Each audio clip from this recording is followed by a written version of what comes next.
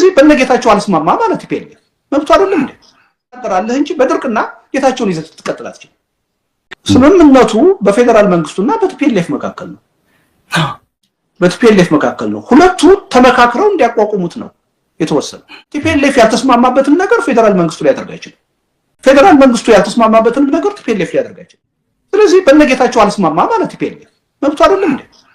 መደራደር ነው ያለብህ። እሺ ጌታቸውን ካልፈለጋችሁት ማንን እናድርግ ብለህ ትደራደራለህ እንጂ በድርቅና ጌታቸውን ይዘት ተቀጥላችሁ እናቶ ጌታቸው ስልጣን ላይ እኛ እንዳንቀጥል የምትፈልጉ ከሆነ ማውረድ ከፈለጋችሁ ከፌደራል መንግስቱ ጋር ተነጋገሩ አሉ።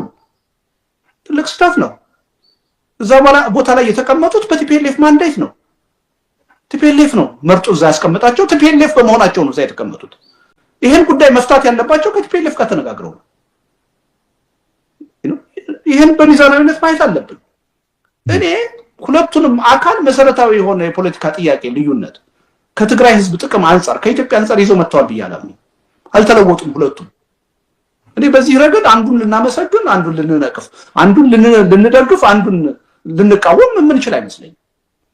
ነገር ግን በመካከል እንነጋገር በሚለው ጉዳይ ላይ አንተም ብዙ ጊዜ ትለዋለህ። በነገራችን ላይ እንደውም አያይዘህም መልሰው ልደቱ ጊዜያዊ መንግስቱ በሚቋቋምበት ሰዓት የተቋቋመበት ደንብ አለ። አቶ ጌታቸው ራሳቸው እንደተናገሩትም ማለት ነው። በዛ ደንብ መሰረት ፕሬዝዳንቱን የሚሾመው ጠቅላይ ሚኒስትሩ ናቸው። ስለዚህ ቲፒኤልኤፍ በተቋቋመበት ደንብ የትግራይ ጊዜያዊ መንግስት በተቋቋመበት ደንብ ራሱ አቶ ጌታቸው ረዳ ወጥቶ የተናገረው ነው። ጌታቸው የሚናገሩ ብቻ ለምን ታምናለህ አንተ? ሌሎቹም እኮ ውሸት ነው አላሉ። በድርጊታቸው እነሱም ቢሆን ልክ ነው በሚል አይነት መልኩ ደንቡ አይልም እንደዛ። አቶ ጌታቸው መጀመሪያ ቲፒኤልኤፍ ዶክተር ደብረጽዮንን መርጦ ላከ። ዶክተር አብይ አልቀበልም አሉ። መብታቸው ነው፣ ይፈቅድላቸዋል። ስምምነት መስማማት አለባቸው። ስለዚህ ማን ይሁን ተባለ። ዶክተር አብይ አቶ ጌታቸውን ፈለጉ። ቲፒኤልኤፍ ተስማማ። አቶ ጌታቸው ሆኑ። ቲፒኤልኤፍ ባይስማማ ኖሮ አቶ ጌታቸው መሆን አይችሉም። አሁንም ቲፒኤልኤፍ ካልተስማማ አቶ ጌታቸው ሆኖ መቀጠል አይችሉም። ይሄ ግልጽ እኮ ነገር ነው። ለሁለቱም ነው የሚሰራው። የፌደራል መንግስቱም ካልተስማማ ቲፒኤልኤፍ ብቻውን ሊመድብ አይችልም። የፌደራል መንግስቱ መስማማት መኖር አለበት። ቲፒኤልኤፍ ደግሞ ካልተስማማ የፌደራል መንግስቱ ብቻውን ሊያስቀምጥ አይችልም። ተወደደና እንትኑ ላይ ስምምነት አለ። ልደቱ ራሱ እንኳን ጊዜያዊ መንግስቱን ካየኸው የቲፒኤልኤፍም ከብልጽግናም የተወጣጣ አይደለም። እንደውም ብልጽግና እዛ ውስጥ የለበትም። አንድ የሆነ ስምምነት አለ። እኔ አልገባበትም ወይም ብልጽግና አይገባበትም። እናንተ እንደምትፈልጉት አቋቁሙት፣ ተነጋገሩና ፕሬዝዳንቱን ግን በሚመለከት እኛ እንሾማለን ወይም ደግሞ እኛ የምንፈልገው ይሆናል። እናንተ ታቀርባላችሁ፣ እኛ የምንፈልገው ይሆናል የሚል ነገር የለም። እኔ በደንብ ነው ሁኔታውን የተከታተልኩት። ስምምነታቸው መስማማት አለብን።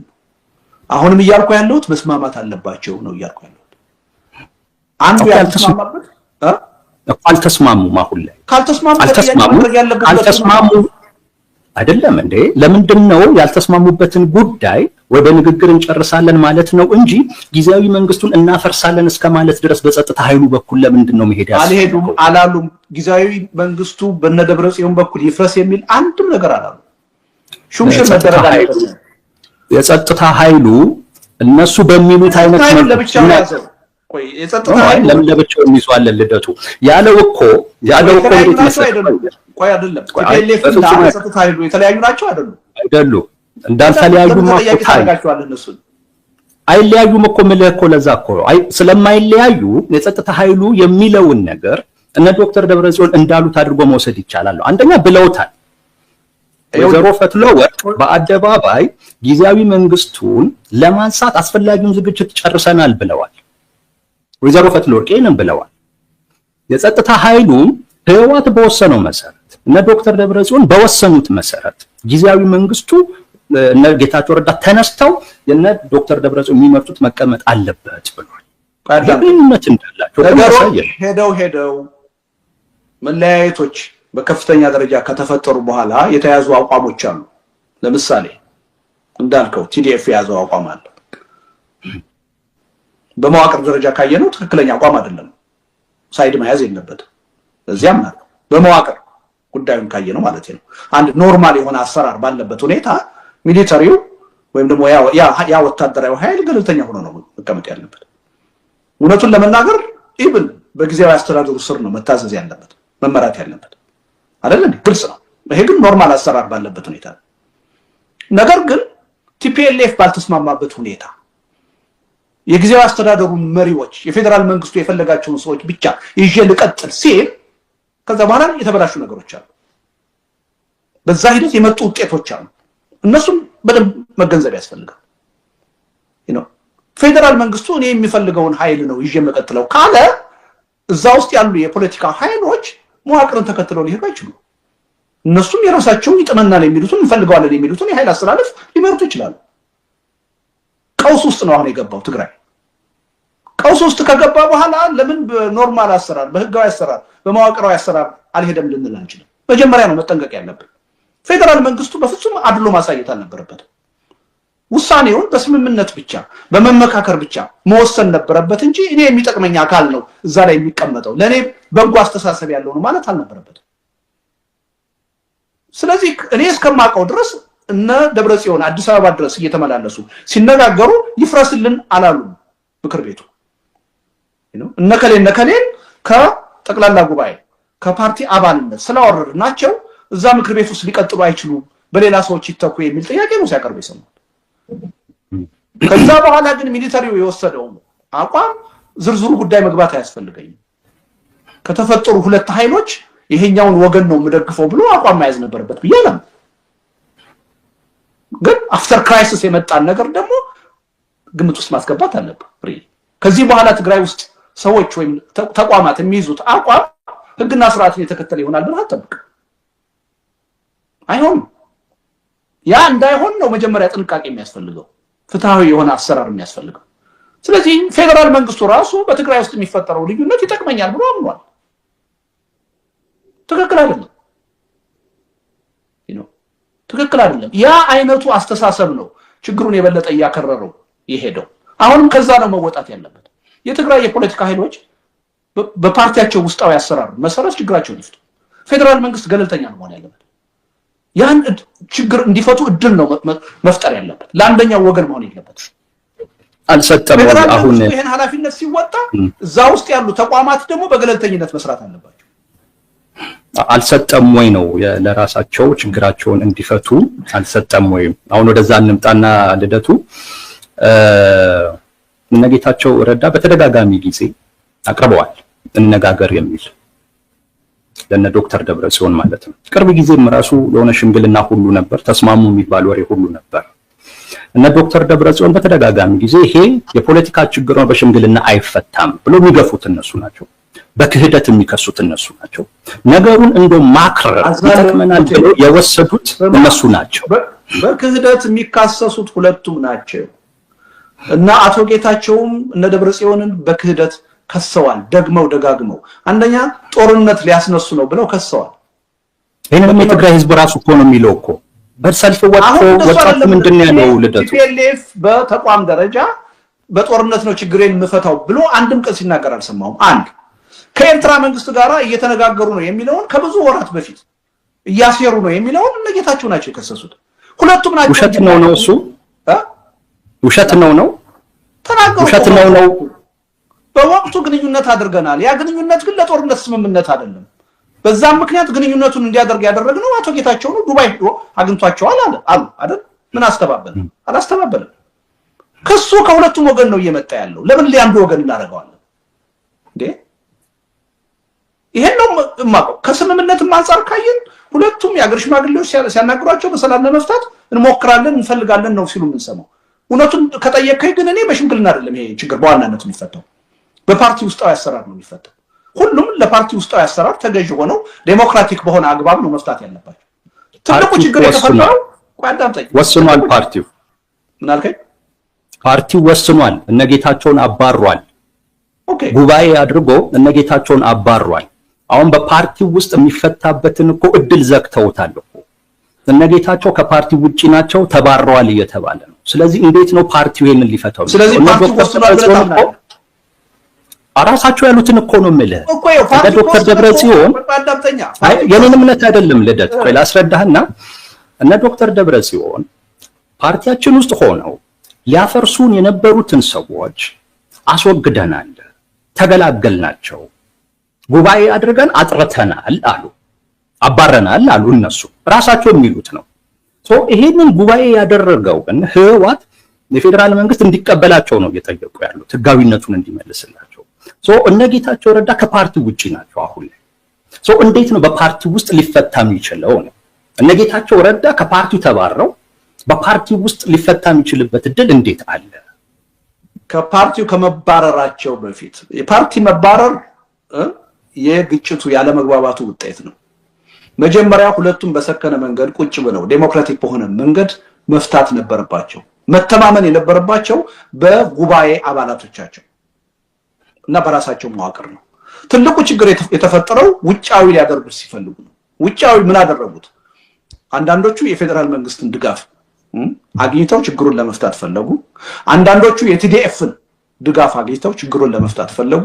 አንዳንዶቹ በህዝብ እንቅስቃሴ መሬት ላይ የህዝብ እንቅስቃሴን አመጽን በማስነሳት ለመፍታት ሞከሩ። ትልቁ ስህተት ይሄ ነው። በዚህ ረገድ ሁለቱም ስህተት አለባቸው። መሆን የነበረበት በድርጅታዊ ውስጣዊ አሰራር እስከ መጨረሻው ድረስ ተወያይተው ተከራክረው መፍታት ነው የነበረባቸው። በእነ ደብረጽዮን በኩል ለዚህ ኦፕንሊ ዴሞክራቲክ በሆነ አግባብ ለማስተናገድ እስከ መጨረሻው ድረስ ዝግጁ መሆን ነበረባቸው። በነጌታቸው በኩል ደግሞ ራስን ከጉባኤው ከማውጣት ይልቅ እዛው ውስጥ ሆነው በፖለቲካ ክርክር ውይይት ችግሩ እንዲፈታ እስከ መጨረሻው ድረስ መቀጠል ነበረባቸው። አመራሩ ከጉባኤ መንፈስ ውጪ ከፓርቲ መተዳደሪያ ውጪ እየሄደ ነው ብለው ካመኑ ጉባኤ ነው ችግሩን መፍታት ያለበት። ከጉባኤ አታፈነግጥ። ሁለቱም ለዚህ ተጠያቂ ናቸው። አንዱ ሌላው ሊጠይቃቸው አሁን በፓርቲው ውስጥ እንዲፈቱት ያ ጉባኤ ምን መሆን አለበት ነው? ጉባኤ ውስጥ ችግር ይፈጠርብሃል አይደል ብሎ አለው። አሁንማ ቅድም እኮ ነገርኩህ። አሁን የተፈጠሩትን ነገሮች በመዋቅር ማየት አንችልም አልኩህ እኮ። ለምን? ውጤት ናቸው። ብዙ ነገሮች እንዳይመለሱ ሆነው ተበላሹ። መጀመሪያ ነው ጥፋቱ የጠፋው። መጀመሪያ ጥፋቱ የጠፋው ደግሞ በሁለቱም አካል ነው፣ በአንዱ አካል አይደለም። ሁለቱም የየራሳቸውን ወገን ፈጥረው ነው ችግሩን መፍታት የፈለጉት እንጂ ዊዝን ፓርቲ እስከ መጨረሻው ድረስ ለመፍታት አይደለም የሄዱት። በዚህ ዙሪያ እናቶ ጌታቸውን ተጠያቂ አለማድረግ አይቻልም። ህዝቡን በህዝብ እንቅስቃሴ ወይም በቲዲኤፍ ወይም በፌደራል መንግስት ጫና ይህን ችግር ልትፈታው አትችልም። የፓርቲ ውስጣዊ ጉዳይ እስከሆነ ድረስ በፓርቲ ውስጣዊ ትግል ነው የምትፈታው። እኔ የድርጅት ሰው ነኝ፣ በዛ ነው የማምነው። በቃ በድርጅት ውስጥ ገብተህ ደንብህን መሰረት አድርገህ ጠቅላላ ጉባኤን አሳምነህ ነው ችግሩን መፍታት ያለብህ። ራስህን ከፓርቲ ካወጣህ በኋላ የትም ልትደርስ አትችልም። ከዛ በኋላ ከሌላ አካል ነው ድጋፍ የምትፈልገው ማለት ነው። ያ ነው ችግሩን እያባባሰ እዚህ ያደረሰው። በመጀመሪያ ደረጃ ቲፒኤልኤፍ እንደ ቲፒኤልኤፍ ዴሞክራቲክ ተቋም አይደለም አሁን ባለው ሁኔታ። ትልቁ ችግር ይሄ ነው። ይሄን ችግር በጋራ ለመፍታትም ሲጥሩ አታይ። ድክመት አለብን ይሄ ነው ችግራችን ብለው በሐቅ ራሳቸው ላይ ግምገማ አላካሄዱ። ልደቱ አንድ የድርጅትን አሰራር ስላነሳ ከዛው ጋር የተያያዘ ነገር እናሳ። በወቅቱ የነበረው ልዩነት መጀመሪያ ህጋዊነታችንን እናገኝ የሚል ነበር። እና ዶክተር ደብረጽዮን ህጋዊነታቸውን ባላገኙበት አይነት ሁኔታ ነው ለጉባኤ ዝግጅት ሲያደርጉ የነበረው። ከዛም በኋላም ደግሞ የሆነ አይነት ልዩ ሰርቲፊኬት ከተሰጣቸው በኋላ እሱን ይዘው መቀሌ ላይ ከደረሱ በኋላ ይሄንን አይደለም የምንፈልገው ብለው አደረጉ። ኢቭን ያ ጉባኤ ራሱ እንኳን በምርጫ ቦርድ እውቅና ያለው አይደለም። እነ ጌታቸው ረዳ መጀመሪያም ሲያነሱ የነበሩት ነገር መጀመሪያ ህጋዊነታችንን እናገኝ ወደ ጉባኤን ከመሄዳችን በፊት ዝም ብለው እኮ አልወጡም እኮ። ይሄንን እኮ ራሱ የፓርቲውን ቁጥጥር ኮሚሽን ሁሉ እኮ ራሱን ያገለለበት ጉዳይ በፍጹም ከህጋዊ እውቅናው ጋራ ጉባኤው የመጀመሪያው ማለት ነው አልተያያዘም። ምንስ ትርጉም አለው ነው? ህጋዊ እውቅና የሌለው ጉባኤ አዳምጠኛ ያልሆነ ነገር ጋር ነው ያገናኘው። የተጣሉት መጀመሪያ በእውቅና ጉዳይ አይደለም። የእውቅና ጉዳይ የመጣው ኋላ ነው። መጀመሪያ የተጣሉት የቲፒኤልኤፍ አመራር ያለ አግባብ ጉባኤ ሊያካሂድ ነው። ከእውቅና ጥያቄው በፊት መጀመሪያ ጉባኤ ከማካሄዱ በፊት ጉባኤ ሊያካሂድ ነው። የቁጥጥር ኮሚቴውም ይሄን እየተቃወመ እምቢ ብለው ሊያካሂዱ ነው። ስለዚህ ከዛ ወተናል የሚል ውሳኔ ነው የወሰኑት እነጌታቸው። በቲፒኤልኤፍ በኩል ደግሞ የለም የበታች አመራሮች ተሰብስበው ወደ 1030 የምንሆን ተወያይተን ጉባኤ እንዲወሰን በጋራ ወሰነናል። ማጆሪቲ ኦቨርዌልሚንግ የሆነ ማጆሪቲ ከ130 ሰው 120 ምናምኑ ደግፏል። የተቃወሙት 6 ወይም 7 ናቸው ወይም አብስቴን ያደረጉ። ስለዚህ ጉባኤው መካሄድ እዚህ ላይ ነው የተጣሉት እንጂ የእውቅና ጥያቄ የመጣው ኋላ ነው። የእውቅና ጥያቄ የልዩነታቸው መሰረት አይደለም። የእውቅና ጥያቄ ኋላ ልዩነታቸው ከተነጣጠሉ በኋላ የመጣ ጉዳይ ከሱ ጋር መያያዝም ያለበት አይመስለኝ።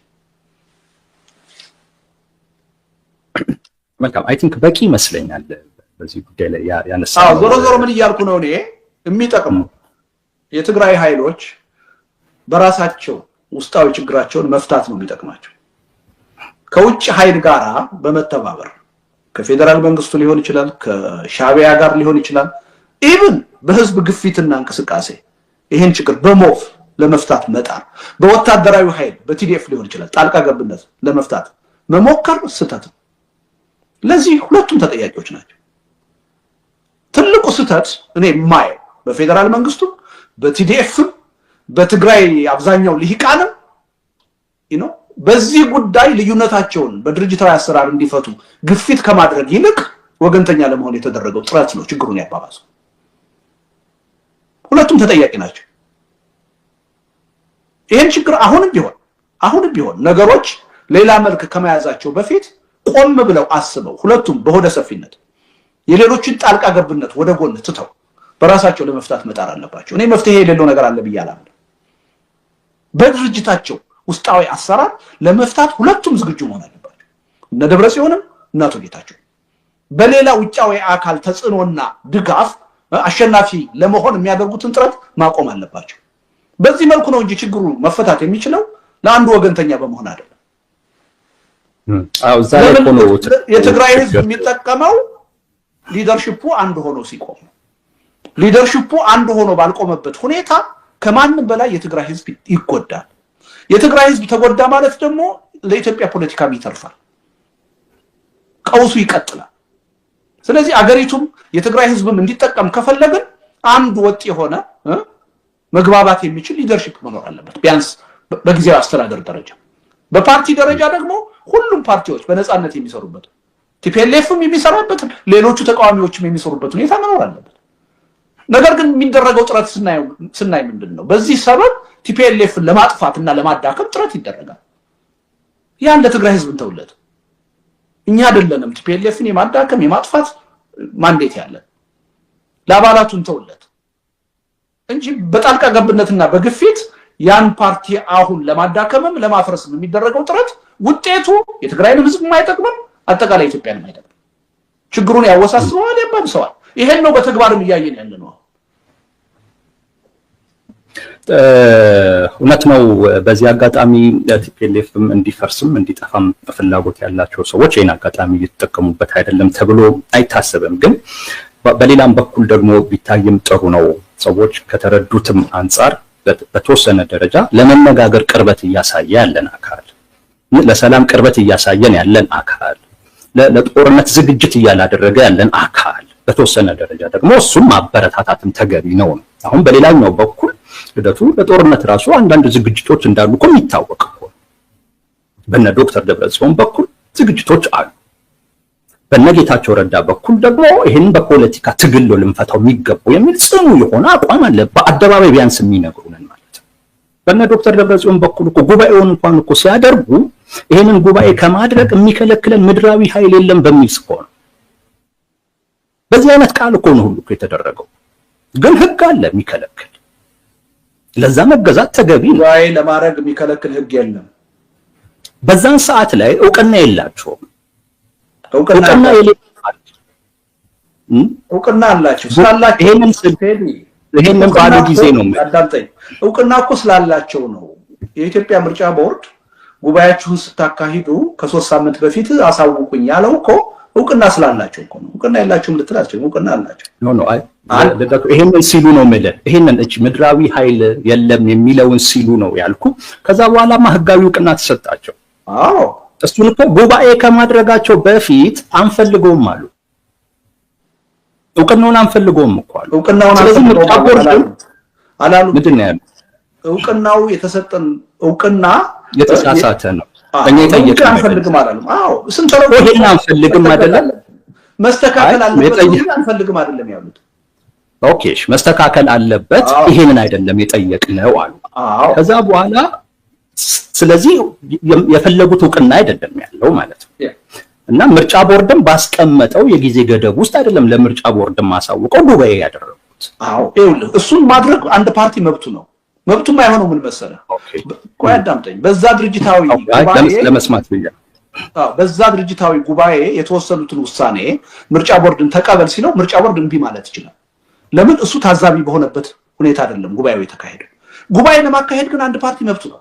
የግድ ምርጫ ቦርድን መጋበዝ የለበትም። ዋናው ነገር ምንድነው? ለምሳሌ የአመራር ምርጫ ሊካሄድ ይችላል። የቁጥጥርና ኢንስፔክሽን ምርጫ ሊካሄድ ይችላል። የፕሮግራምና የደንብ ማሻሻያ ሊካሄድ ይችላል። እነዛ ነገሮች ዲሞክራቲክ በሆነ አግባብ የተወሰኑ መሆኑን ምርጫ ቦርድ ማየት ይፈልጋል። ስለዚህ አጽድቅልኝ ብለህ ስትወስደው እምቢ ሊልህ ይችላል። እኔ መኖር አለብኝ ሊልህ ይችላል እንጂ ጉባኤህን ስታካሄድ የግድ መኖር የለበትም። ስለዚህ እንደዛ አይነት እውቅና አንፈልግም ብለው ከጠበቁ አለማሳወቅ ይችላሉ። ጥያቄው ያለው እውቅና እንዲሰጣቸው ወደ ምርጫ ቦርድ ሲሄዱ ግን አንቀበልም ደግሞ ማለት መብት አለው ምርጫ ቦርድ። ይሄንም በግልጽ መረዳት ያስፈልጋል። ያሉት ደግሞ ይሄ ነው በወቅቱ። እኛ ከምርጫ ቦርድ የምንፈልገው ነገር የለም፣ ውስጣዊ ችግራችንን ለመፍታት ነው ይሄን ያደረግነው። ካስፈለገ የምርጫ ቦርድን ይሁንታ የምንፈልግ ከሆነ እንደገና ሌላ ጊዜ እናደርገዋለን ነው ሲሉ የሰማሁት እኔ። ኦኬ ማለት ይሄ ጉባኤ ውድቅ ሲሆን እኮ ብዙ የሚቀየር ነገር እኮ አለ። ይኸውልህ እኛ የፈለግነው ውስጣዊ ችግራችንን ለመፍታት ነው። ከምርጫ ቦርድ የምንፈልገው እና በማይኖረው ጉባኤ አሁን ለምሳሌ እኮ ጉባኤው ያስተላለፈው ትልልቅ ውሳኔ እኮ አለ ልደቱ። ይኸውልህ እነ ጌታቸው ረዳን አባሯል ጉባኤው። እነ ጌታቸው ረዳን እኮ አባሯል እኮ ያንን አይቀበለውም። ከጉባኤው በፊት የነበረውን አመራር እሱ ላይ ያላቸው መከራከሪያ ምን መሰለህ? ከምርጫ ቦርድ የምንፈልገው እውቅና የለም። እውቅና በምንፈልግ ወቅት ግዴታችን ነው፣ የሀገሪቱ ሕግ ነው። ያኔ እንደገና ጉባኤ ለማካሄድ እንገደዳለን። አሁን ውስጣዊ ችግራችንን ለመፍታት ያደረግነው ጉባኤ ነው እንጂ ከምርጫ ቦርድ የምንፈልገው እውቅና የለም አሉ። ኦኬ እንዳውም በምርጫ ቦርድ ልንዳኝ የምንችለው ወደ ህገ መንግስታዊ ነባራዊ ሁኔታ ስንመለስ ነው። አሁን እየዳኘን ያለው የፕሪቶሪያ ስምምነት ነው አሉ። ኦኬ አንድ መከራከሪያ ነው። ይሄን መከራከሪያ ማፍረስ ነው እንጂ ጉባኤ ማካሄድ የምትችሉት ምርጫ ቦርድ ሲፈቅድላችሁ ነው ማለት አይቻልም። ማንም ፓርቲ ህጋዊ እውቅና ያለው ፓርቲ ጉባኤ ማካሄድ ይችላል፣ መብቱ ነው። የምርጫ ቦርድን እውቅና የሚፈልግበት ጉዳይ እስካልሆነ ድረስ ይሄን ነው እያሉ ያሉት። ይሄን በክርክር ማሸነፍ አንድ ነገር ነው። ጉባኤ አታካሂዱ ማለት ግን አይቻልም። ይችላል። መልካም ለፋው አይ ቲንክ በቂ ይመስለኛል። ተመልካቾችን በጣም እየተወያዩበት ነው። ስለዚህ የሚበቃ ይመስለኛል። የራሳቸውም ግንዛቤ ይኖራል። ወደ ወቅታዊው የኢትዮጵያና የኤርትራ ጉዳይ እንምጣ ልደቱ። ምን ትጠብቃለህ አሁን እየሆነ ካለው አንፃር? በእርግጥ ሌሎች ሚዲያዎችም ላይ ያደረካቸውን ውይይቶች ሰምቻለሁ፣ ግን ለኢትዮ ሰላም ደግሞ ተመልካቾች ደግሞ ምን እንደምትጠብቅም እንድትነግራቸው ነው ካለው ውጥረት አኳያ። ዞሮ መረጃዎችም ሁሉም እንደሰሙት ይገባኛል። ለዛ ነው መንግስት ይሄንን አለ፣ የኤርትራ መንግስት ይሄንን አለ የሚለውን ነገር ብዙ ማንሳት ያልፈለኩት። ግን ያለው ውጥረት ወዴት ሊያመራ ይችላል? አስጊ ነው በጣም። መንግስት በደንብ የሀገሪቱን ጥቅምና ፍላጎት አስቀድሞ ነገሮችን የሚያይ መንግስት ቢሆን ኖሮ በአሁኑ ወቅት ወደ ምንም አይነት ጦርነት የመግባት ውሳኔ ሊወስን አይችልም ብሎ መደምደም ይቻላል። የቅርብ ጊዜ የሩቅ ጊዜ ጥቅምና ፍላጎትን ጥቅምና ጉዳትን አመዛዝኖ ለሚወስን ማንኛውም አካል ኢትዮጵያ አሁን ተጨማሪ ጦርነት አያስፈልጋት። ኢትዮጵያ የሚያስፈልጋት አሁን ካለችበት ከገባችበት ጦርነት መውጣት ነው። ግን በስልጣን ላይ ያለው መንግስት ከአግባብ በላይ ሪስክ ቴከር ነው። የቅርብና የሩቅ ጊዜ ጉዳዮችን በአግባቡ አገናዝቦ ውሳኔ የሚወስን አይደለም። ውሳኔዎች የሚወሰኑትም መዋቅራዊ በሆነ መንገድ አይደለም። በአብዛኛው በአንድ ግለሰብ ፍላጎትና እምነት ነው የሚወሰኑት። ስለዚህ ወደ ጦርነት የሚካሄድበት እድል የለም ልል አልችልም። እና አሁን ሰሞኑን እያየናቸው ያሉ የፖለቲካ ትኩሳቶች፣ የፕሮፓጋንዳ ሙቀቶች ምናልባት አካባቢያችንን አገራችንን ወደ ሌላ አዲስ ጦርነት ሊያስገቡ ይችላሉ የሚል ስጋት አለኝ። ስለዚህ ራሽናል በሆነ ማይንድ ካሰብከው የኢትዮጵያ መንግስት የሆነ አካል በምንም ተአምር ወደ ጦርነት ወደ ተጨማሪ ጦርነት አይገባም። ባሁን ወቅት ግን እንደዛ አይደለም። ከዚህ ቀደም የወሰናቸውን ውሳኔዎች እንዳየን በዛ አይነቱ ምክንያታዊነት የሚመራ መንግስት አይደለም። ስለዚህ ለሆነ ጊዜያዊ የፖለቲካ ጥቅም ሲል አገሪቱና ህዝቡን ወደ ሌላ ጦርነት ሊያስገባ ይችላል የሚል ስጋት አድሮብኛል በኔ እና ጦርነት አዲስ ጦርነት ሊፈነዳ ይችላል። እጅግ በጣም ከባድ የሆነ ምናልባትም በቀላሉ ልንወጣበት የማንችል ጦርነት ውስጥ ልንገባ እንችላለን። ካለንበት ጦርነት ነው መውጣት ያለብን እንጂ ወደ ሌላ ተጨማሪ ጦርነት መግባት የለብንም ነው። በመንግስት በኩል የሚቀርብ ነገር አለ። የኤርትራ መንግስት በውስጣዊ ጉዳይ ላይ በጣም ጣልቃ ይገባል፣ ታጣቂዎችንም ይረዳል፣ ያግዛል፣ ያሰለጥናል፣ ያስታጥቃል የሚለው የሚያቀርበው ክስ አለ። በራሱ አሁን ካለውም ጦርነት ራሱ እንኳን ለመውጣት ይሄንን አይነት እጅ መቁረጥ ያስፈልጋልም የሚሉ አካላቶች አሉ። ስለዚህ መንግስት ስለፈለገ ብቻ ሳይሆን በተወሰነ መልኩ ተገዶም የሚገባበትም አይነት ነገር ይመስላልና